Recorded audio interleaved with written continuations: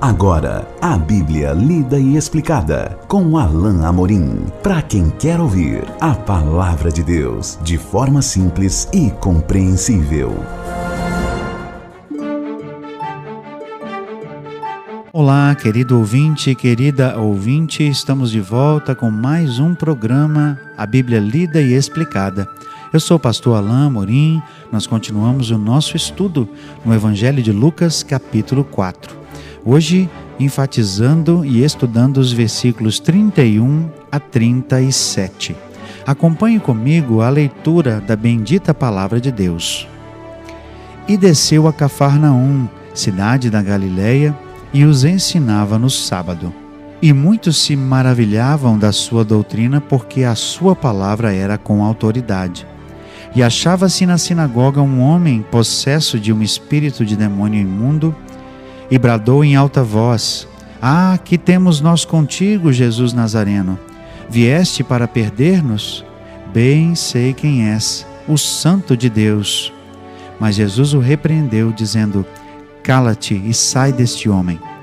O demônio, depois de o ter lançado por terra no meio de todos, saiu dele sem lhe fazer mal.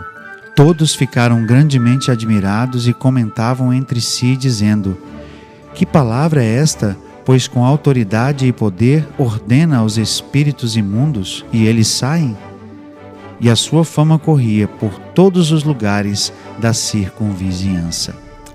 Jesus, a seguir, depois da cena que foi descrita e estudada no nosso programa anterior, desceu à cidade de Cafarnaum, que ficava ali perto do mar, cidade da Galileia, Cafarnaum, cidade da Galileia, e os ensinava no sábado. De novo, Jesus foi no sábado para a sinagoga, era o seu costume, não é?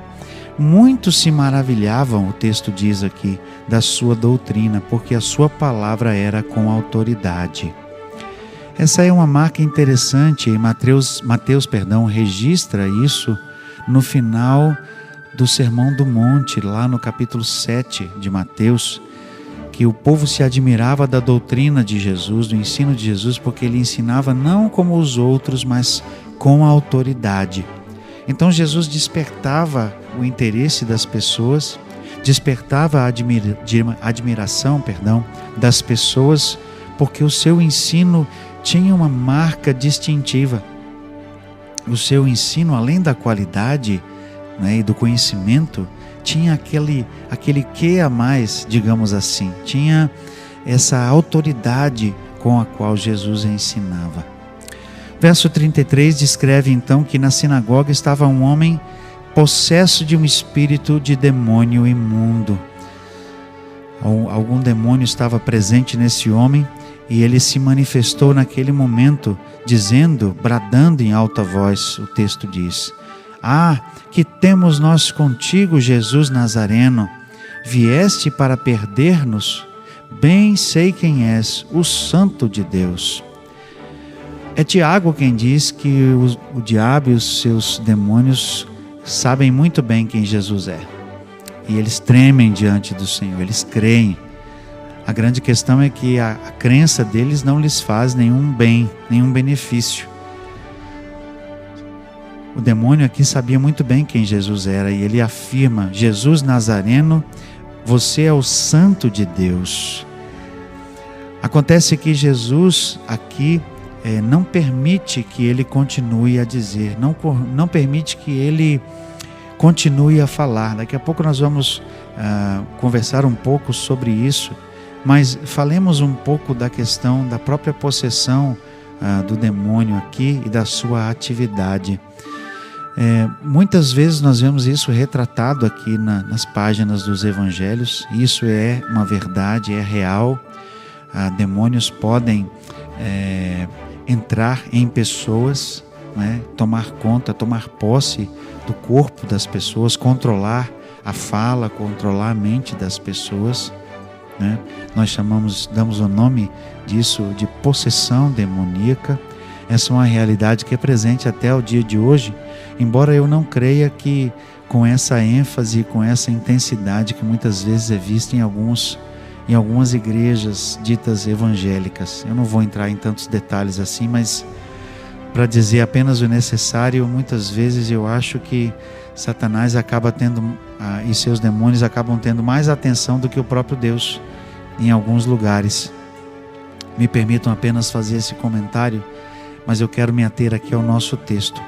O fato é que ele se manifestou na presença de Jesus e Jesus imediatamente mandou que ele se calasse. Jesus não conversou, Jesus não entreteu, Jesus não expôs. Essa é uma atitude que eu acho muito, muito importante. Muitas vezes eu me entristeço com certas cenas e com coisas que eu ouço falar de pessoas que são possuídas por um demônio e são expostas publicamente, às vezes são levadas à frente. Jesus nunca fez isso.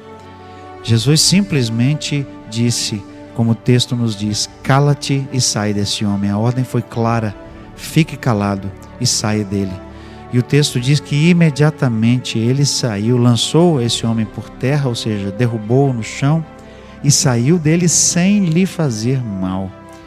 Jesus deu aqui uma palavra, e o texto é o autor Thomas Nelson que diz que ele usou no aramaico um termo técnico que simplesmente indicava a submissão, a sujeição, e é a verdade, é a realidade.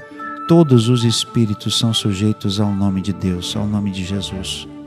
O poder de Deus é imbatível, os espíritos são sujeitos a Ele, e Jesus simplesmente disse, sai, e ele saiu. Essa é a ordem que ele deu. Não conversou, não entreteu, simplesmente disse, cala-te e sai. Mas existe outra coisa, e eu estava, ao estudar para me preparar para esse momento aqui com vocês, eu estava lendo um certo autor que disse existir várias possibilidades para interpretar ou para refletir acerca do fato de que Jesus mandou ele se calar. Por que Jesus mandou que ele se calasse se ele não estava falando algo que era mentira? Isso é uma excelente pergunta. Eu não quero aqui trazer todas as possibilidades, mas eu quero me deter a duas aqui. A primeira coisa é que certamente Jesus não ia permitir que pela boca de um demônio se fizesse reconhecimento de quem ele era. Embora fosse verdade, realmente não parecia correto que o testemunho verdadeiro de Jesus viesse pela boca de uma pessoa que estava possessa por um demônio. Por isso Jesus mandou que ele se calasse. Era verdade, mas essa verdade não seria proclamada por meio de uma pessoa possessa por um demônio.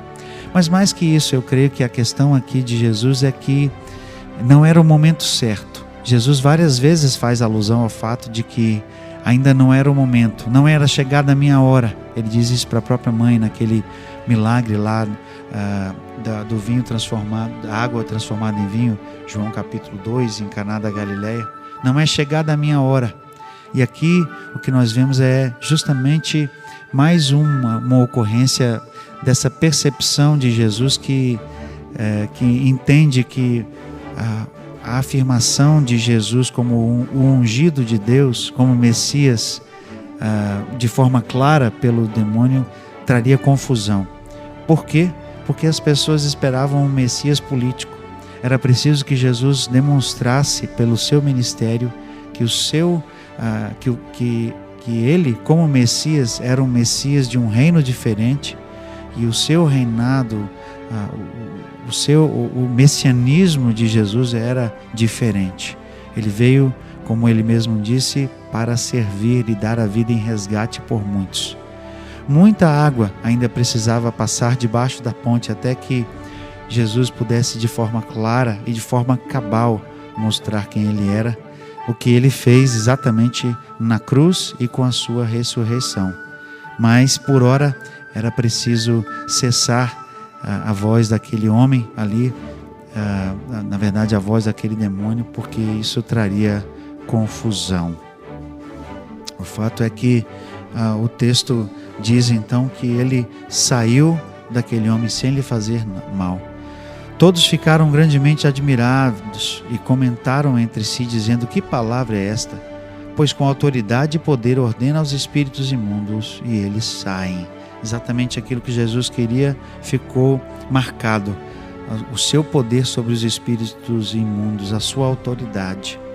E o texto diz simplesmente, para fechar aqui, que a sua fama corria por todos os lugares da circunvizinhança. As pessoas estavam ouvindo e certamente sua curiosidade estava se aguçando para conhecer pessoalmente, para ouvir pessoalmente esse pregador, esse homem que expulsava demônios, esse homem que curava pessoas, mas sobretudo o pregador do Evangelho, o pregador das boas novas.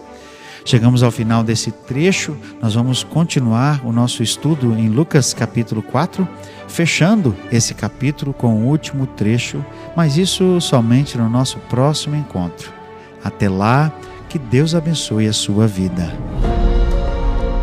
Acesse agora nossa plataforma e baixe os podcasts www.rede316.com.br. A Bíblia lida e explicada com Alain Amorim.